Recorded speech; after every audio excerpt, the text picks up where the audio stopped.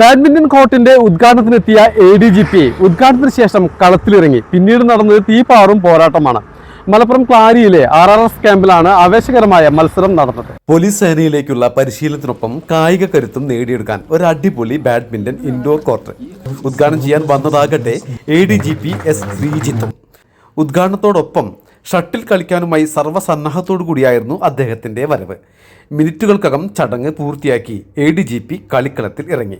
അതിനു മുന്നേ ശരീരം ഒന്ന് ഫിറ്റാക്കി. പിന്നെ നടന്നത് ഉഗ്രൻ പോരാട്ടമായിരുന്നു.